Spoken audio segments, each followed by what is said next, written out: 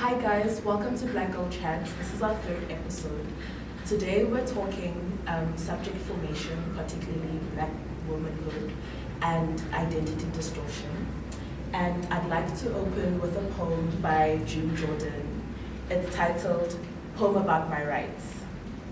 Even tonight, and I need to take a walk and clear my mind about this poem, about why I can't go without changing my clothes, my shoes, my body posture, my gender, identity, my age, my status as a woman, alone in the evening, alone on the streets, alone not being the point, and the point being that I can't do what I want to do with my own body because I am the wrong sex, the wrong age, the wrong skin, and suppose it was not here in the city, but down on the beach, on far into the woods, and I wanted to go there by myself, thinking about God, or thinking about children, or thinking about the world, or all of it, disclosed by the stars and the silence.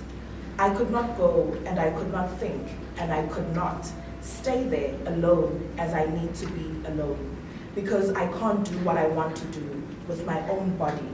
And who in the hell set things up like this? And in France, they say, if the guy penetrates but does not ejaculate, then he did not rape me. And if after stabbing him, if after screams, if after begging the bastard, and even after smashing a hammer to his head, if even after that he and his buddies fuck me after that, then I consented, and there was no rape because finally, you understand, finally they fucked me over because I was wrong. I was wrong again to be me, being me where I was, wrong to be who I am, which is exactly like South Africa, penetrating into Namibia, penetrating Angola, and does not mean I mean how do you know if Pretoria ejaculates? What will the evidence look like? The proof of the monster jackpot ejaculation and black land, and if Namibia, and if after Angola, and if after Zimbabwe, and if after all my kinsmen and women resist even to self-immolation of the villages, and if after that we lose nevertheless what we will, the big boys say they will they claim my consent? Do you follow me? We are the wrong people, of the wrong skin, of the wrong continent, of what in the hell is everybody being reasonable about? And according to the Times this week, back in 1966, the CIA decided that they had this problem. And the problem was a man named Nkrumah. So they killed him. And before that, it was Patrice Lumumba. And before that, it was my father on the campus of my Ivy League school. And my father afraid to walk into the cafeteria because he said he was the wrong age, the wrong skin, the wrong gender identity. And he was paying my tuition. And before that, it was my father saying I was wrong, saying that I should have been a boy because he wanted one, a boy. And that I should have been lighter skinned, and that I should have had straighter hair, and that I should not be so boy crazy, but instead I should, but just one, a boy. And before that, it was my mother, pleading plastic surgery for my nose and braces for my teeth, and telling me to let the books loose, to let them loose. In other words, I am very familiar with the problems of the CIA and the problems of South Africa and the problems of Exxon Corporation and the problems of white America. In general, the problems of the teachers and the preachers and the FBI and the social workers and my particular mother and father. I am very familiar with the problems because the problems turn out to be me. I am the history of rape. I am the history of the rejection of who I am. I am the history of the terrorized incarceration of myself. I am the history of battery assault and limitless armies against whatever I want to do with my mind and my body and my soul. And whether it's about walking out at night, or whether it's about the love that I feel, or whether it's about the sanctity of my vagina, or the sanctity of my national boundaries, or of every desire that I know from my personal and idiosyncratic and indisputably single and singular heart, I have been raped because I have been the wrong sex, the wrong age, the wrong skin, the wrong nose, the wrong hair, the wrong need, the wrong dream, the wrong geographic, the wrong sartorial. I have been the meaning of rape. I have been the problem everyone seeks to eliminate by forced penetration, with or without the evidence of slime. But let this be unmistakable. This poem is not consent. I do not consent to my mother, to my father, to the teachers, to the FBI, to South Africa, to the Bedford Stuyvesant, to Park Avenue, to American Airlines, to the hardened idlers on the corners of the sneaky creeps and cars. I am not wrong. Wrong is not my name.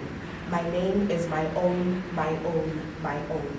And I can't tell you who the hell set things up like this, but I can tell you that from now on, my resistance, my simple and daily and nightly resistance, determination, may very well cost you your own life. Thank you, guys. It's quite a deep, intense poem.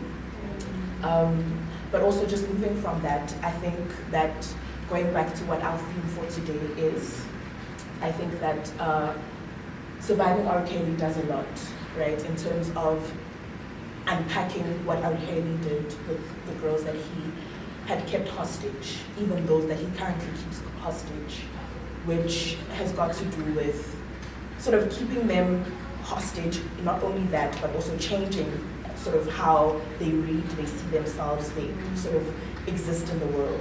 And today's episode is extremely psychological, extremely heartfelt, and I think the feminist gods are with us because even the weather is very somber. I don't know if maybe would like to sort of jump ship or So I just wanted to talk about, like you said, right, hashtag surviving R. Kelly unpacks the master manipulator that he is, right? But I just want us to then consider first how patriarchal society is from the family level, right? Because if the family and the home isn't a source of love, and you go out and you seek love, and I think for me this is really complex, right? Because in hashtag surviving R. Kelly, there are different women who have different stories. So I won't talk about all their stories, right? And I'm not saying that what I want to talk about represents everyone's lived experiences, right? So if I'm specific on one thing, hopefully you guys will just jump in and offer different, nuanced, alternative lived experiences. So for me, we see that the family ideally is romanticized as a place of love, where you give love and affection, right? But R. Kelly preys on those, well, some of his victims are people who don't know what affection is and don't know what love is. And so when you look at Olisa Van Allen, who was one of his victims, she said that R. Kelly knew that she was an orphan. R. Kelly knew that she was in foster care. R. Kelly knew that she was abandoned by her parents, right? And there was this emotional void. And even before she let R. Kelly know about her history, he already knew about her background. And he was able to then just target and capitalize on her background, and then, offer this alternative, distorted version of love that she felt she needed. And she felt that, R. Kelly is my partner and he genuinely has my best interest, right? So much so that when he would abuse her, victims don't realize there and then that they're being abused, especially when the abuser then gives you a glimpse of hope again, right? And says, no, I did wrong, and apologizes. So I want to talk about attachment styles and how from early childhood we develop certain attachment styles, and how then these attachment styles impact our relationships, our romantic relationships going forward. Mm-hmm. So before you guys want to jump in, or should I just continue? Can I jump in before you go on? And I think it's just a very quick comment in terms of how we also think about how the subject of the victim is formed, right? And obviously I'm coming from a point where and unapologetically, right, I'm speaking about Black women currently. I mean, right now, I think for me, my primary focus is thinking about Black women, right, in particular. And as a Black woman myself, as a Black girl, right, what are the kinds of things that also I struggle with as an individual, right? And I think for me also insecurity is a very deep thing. Yeah. I think it's a very deep thing, but I'll probably extend it further in the conversation, but I'd like you to elaborate on the comment that you just made. Yeah. So there are like 4 attachment styles, like I said, that we all develop in our childhood, right? And I want to focus on anxious attachment style and also on the fearful attachment style, right? So with anxious attachment style, the person feels that in order for them to get close and to get their needs met, they need to constantly get reassurance from their partners, right? And this becomes problematic when A, your partner is emotionally unavailable, and B, when he's able to like master manipulate you, right? Because then we see that here you are craving someone to be emotionally present, and they are very aware that you are vulnerable and they're taking advantage of your vulnerability, right? And then the second one I want to focus on is fearful attachment style. And it says here, this person lives in an ambivalent state, right? So they're always fearful. So they fear getting close to you because they know that you might potentially hurt them, but they also are human beings and they want this emotional human connection, right? So they know that this person has obviously an ability to betray me or the capacity to betray me, but they still want to be emotionally attached. So they are just always confused about what they want. And when you look at someone like, obviously I'm not a psychologist and I'm not psychoanalyzing Lisa, but I think she's, for me, a really good victim to look at because, like I said, she has this historical background where she genuinely wants affection and love from her parents, and she was denied of that. And R. Kelly is able to just capitalize on her vulnerability and manipulate her. There's also one victim, right, in the documentary, and she was sexually molested at a younger age, and she opens up to R. Kelly, and he also opens up about his sexual violation. And it's just so weird because she said even after she opened up, R. Kelly still sexualized her. And R. Kelly still asked, are you a virgin? If not, then come and I'll break your virginity. So it's really weird how he preys on people's vulnerabilities, right? And how he allows people to come in and say, you know what, my heart is your home, only for him to crush you down. Yeah, I think you make very important and very useful comments, right? And from where I'm at in terms of thinking about this, I'm sort of wondering where, how useful is it to sort of think about sort of Black womanhood as sort of placed in a position of sort of inferiority and sort of subjugation, in the sense of thinking about it as vulnerable, thinking about it as fearful, as anxious, and so forth. Because in my experiences of life, not all Black women are like that, right? So for me, I think it poses even further questions to sort of think about what exactly beyond that, right? Beyond what you've offered us is actually what sort of. I'm also very careful of my language here, but like what makes a victim, right? What makes a victim? Because also, and I want to take a step back in terms of thinking about how power functions. Because power isn't only just top down. So we can't look at R. Kelly as just simply as a man and therefore occupying a position of higher power, right? But also power is very lateral. It's also very horizontal in terms of how it also diffuses, right? Yeah. And I'm also very careful in not to say that I'm not playing a blame game here, but I'm also trying to understand what is it about Black women and their sort of subject formation, what enables them, what poses like that sort of sense of vulnerability. And for me, I think, obviously I don't have answers to all these questions, right? But because we're sort of thinking together and feeling together, and it's something that I think also I also have dealt with or sort of dealing with currently is insecurity. And I think I've mentioned this quite a lot because I know you make reference to Lisa, right? As a woman who comes from a very sort of a family where she's orphaned and so forth, right? But what of the girl that had both her parents? Yeah. Who, in fact, her parents were such supportive guardians that, I mean, even currently, she's still, you know, living with R. Kelly. But then, yeah, what enables it? Yeah, I think that's a very difficult question to ask, right? And this is why I specifically said I do not talk for all black women, right? And I say Black Girl Chats does not represent like black women, right?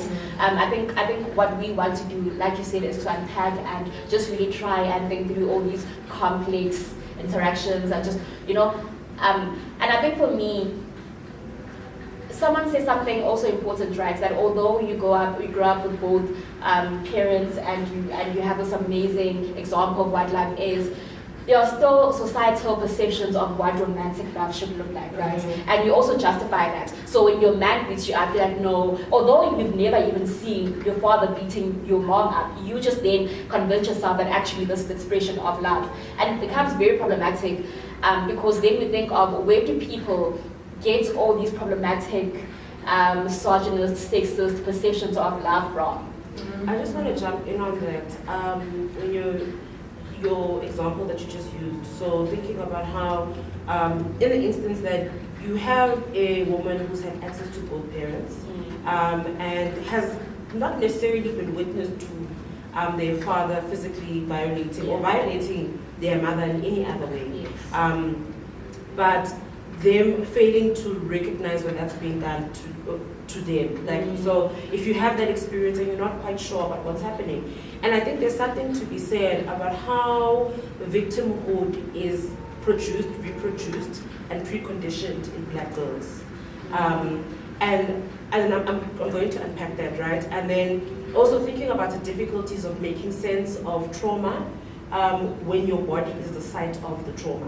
Right, I think there's something to be said about that, but also then thinking about melancholia and how I think these three elements fit into that particular nuclear structure that you're speaking to. So a little black girl with access to both parents, were you thinking about it in terms of the parents being together as in an actual union as well? Right, because I think it's also very complex when you think about black families, because you also have black families where you think that it's a union, but it's not. The parents are actually separated, right? Which is quite interesting because many a times that was actually also the slave narrative. Because the slave narrative was also, we need to have a black woman slave and a black man slave have kids because the children are chattel, right? They're supposed to be working. But anyway, we'll get there. So when I'm thinking about the difficulties of understanding violence when it's inflicted on you because your body is the site of trauma, then thinking about melancholia, and then thinking about access to parenting, right? And then, okay, so in my mind, how I'm thinking about how those three elements link to the subject formation of the girl project, of girling, right? And girlhood. So let me start with thinking through melancholia, right? In relation to that. So melancholia is, on a very basic level, the rejection of loss, right? So it's when you completely reject the fact that the object of love is no longer there. But melancholia is also the process of impartial mourning. And that refers to when you go through a process of mourning something that never was there in the first place, which I think is very important to think through. So when you're thinking about the idea of living a free life as a little black girl, of being, and even as growing into and becoming a woman, the process of feeling that you are completely agentic, that you are operating on a model of freedom, that you are operating in a world that is secure for you. And for me, what that means is that the fact that we've never been able to experience that kind of freedom from when we were children, actually even irrespective of the structure of the family, is what makes us so melancholic. I don't know if this makes sense. So when I'm thinking about, excuse me, so when I'm thinking about mourning something, or the impartial mourning of something. So when you want to resolve grief, but it becomes difficult for you to move towards that thing, it's actually forcing you to then think about what is that object of love that you feel that isn't there. And when you think about that thing that isn't there, especially as a Black woman, now that we're old and we're able to reflect, even in your childhood, you're actually starting to recognize that the Black family unit was never constructed to be something that is built on love. Yeah. It has been preconditioned as a system of victimhood, based on also just the experience of slavery and that system. And we become melancholic as older Black women because we are constantly trying to resolve the absence of that thing. But we think that it should have been there, but it wasn't. And now we're coming to the realization that I'm actually feeling this kind of way. I'm feeling melancholic. I'm feeling uncertain. I'm feeling unstable. I'm feeling destabilized because that thing, which I was supposed to have as a little girl, and that my family also, the Black family unit is not supposed to be as fractured and as damaged as what it is. But you actually have to go through now thinking about how do I move beyond this melancholia and towards a process of resolving the grief. Then that requires for you to begin to recognize that how my body, how my life has been kind of positioned and how it's been built and how it's been influenced by various structures, right? So when you talk about structures, you're thinking about the church space as influencing the subject formation of womanhood, because I'm just making an example. I mean, there are other forms of religious practice, but I'm speaking to the Christian space in particular. So when you're thinking about Christianity, you're thinking about the church, and you're thinking about the dogmatism in the church. So these very particular lessons on what femininity is supposed to look like, these binaries that are even constructed when you're making reference to Adam and Eve, which, you know what I'm saying? Like, and it's those things that speak to how our subjectivities become formed, I think, as Black women. Also thinking about how, particularly the Christian text has been something that we've been used as a way of surviving, even in the slave narrative. There's this notion of being connected to a divine kind of helps me to move past and through this. But then you're thinking about how that divine was framed for you did not actually position Black women or Black girls as people that are supposed to be free. And again, you are melancholic as a Black woman, because it's to say that all of those various structures in my life, I'm recognizing now, I wanted them to give me something, they didn't give me that thing, and I want to resolve this thing, this grief that is in me. And I'm not sure what it looks like right now for us to develop, I don't know if I'm supposed to say strategies or to develop a language. I don't know what it is that we need to move beyond the melancholia and to actually resolve the grief. And I think actually part of Black Girl Chats is almost kind of doing that, already opening up the conversation and making it so raw, because I'm also thinking about melancholia based on, I think, the poem that you read, and when you were speaking about, like, you know, I wanted to understand the world, I wanted to live, I wanted to do all these things. But I'm just like, that is you actually being melancholic. This is a grown woman saying that I wanted all these things, and I'm recognizing that the object of love for me as a woman was those things. So those ideas of freedom, those ideas of security, those ideas of being agentic, but they were not there, and I'm in a perpetual state of feeling lost, and I need to mourn that, and I need to move beyond this, but I don't know what that looks like. And that's, you know, even just the melancholia is almost preconditioned in you being scripted as a girl from the moment you're born. And that even speaks to how mothering is being reproduced very strategically, right? So when you engage, just very quickly before we move on, there's a feminist theorist that right now I think I'm just mind boggled, but she's dealing with the reproduction of mothering, and this is where I just want to continue with this thread of melancholia and subject formation, right? And she's explaining how there's a pre-Oedipal complex, so that happens between the ages of 0 and 2 for both boys and girls. When a girl child is born to their mother or their caregiver, actually, because we understand that not everyone has a biological mother, or whatever you want to call it, but whoever your primary female caregiver is, their parenting style is almost an extension of themselves. So they take you as an extension of themselves because you were a girl. So there's already a script. So that creates a very narcissistic approach to parenting and makes it very difficult for girls and women to grow up as individuals. So the process of individuation takes place much later. Whereas when a mother or primary caregiver is taking care of a boy child from the ages of 0 to about 2, the boy child, because there's an understanding that this is the opposite. There's a difficulty in extending yourself into that particular relationship. So boy children actually grow up with a stronger sense of being able to draw boundaries, but also she's arguing that they also have a sense of being individual. So even from that age, you have a sense of little boys just kind of being able to play and do all of these things, whereas we, because we're extensions of our mothers, are subject to doing the things that our mothers are doing. Which then speaks to the fact that by the age of 5, black girls are read as adults rather than children.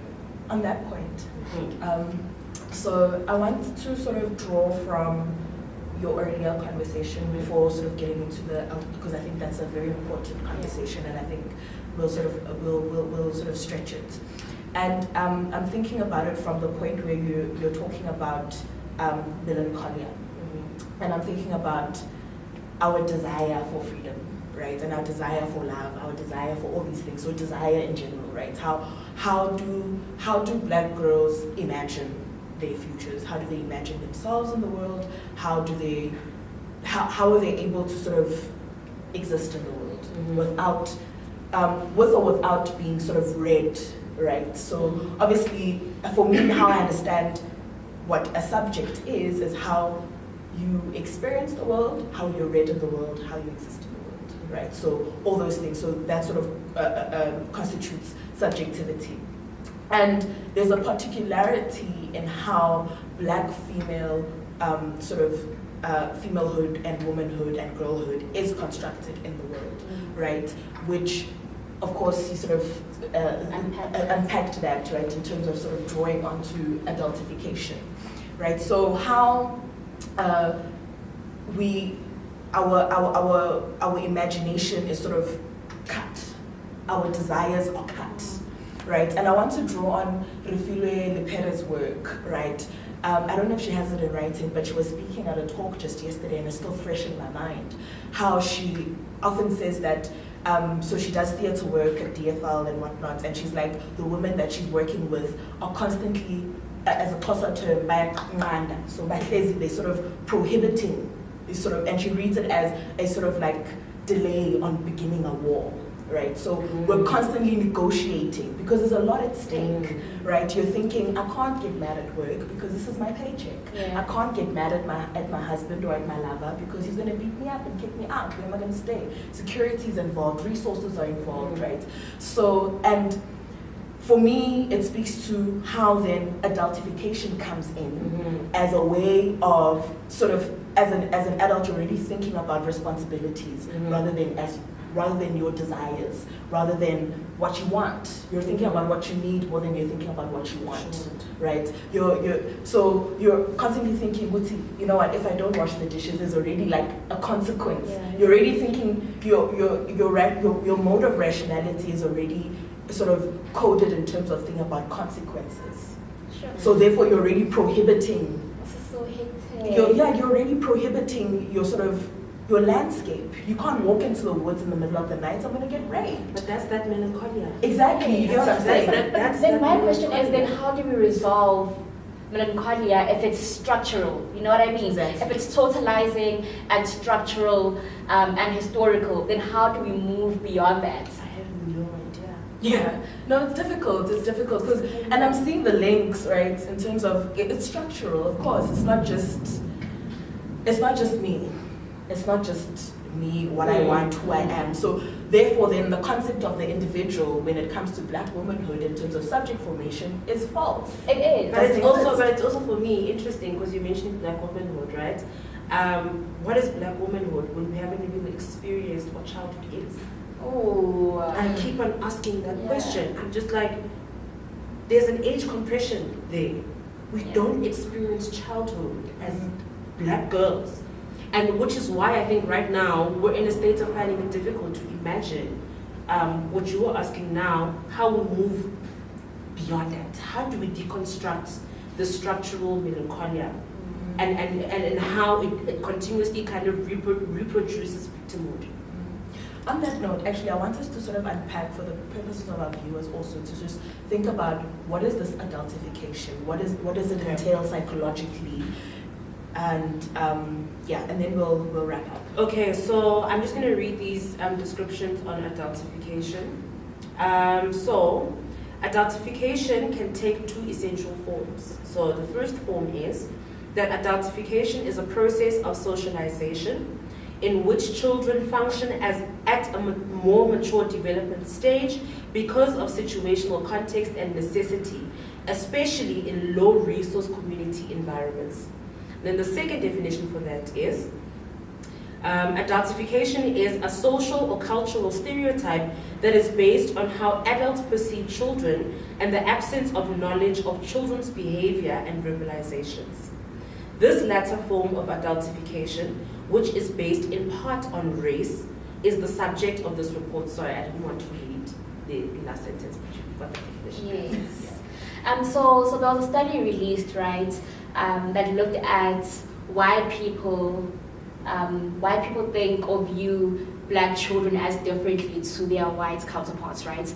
And so the study asked people, so it was like a diverse, just like racially diverse study. We'll ask white people, we'll ask people or women of color, we'll just ask anyone, right? And from their findings, they actually found out that all those people who were conducted, or all the people who were asked on adultification, found that they think Black children mature way faster than white children of the same age, right? So this is based on social stereotypes and social perceptions. So globally, or just generally, people think that Black children mature faster than white children, which is very interesting because it takes me back to the conversation we had in our first episode, where we looked at different formations of Black and white femininities and womanhood, right? And we actually then spoke about how because of slavery, Black women were constructed in a certain way, and white women were seen as pure and innocent, and Black women hypersexualized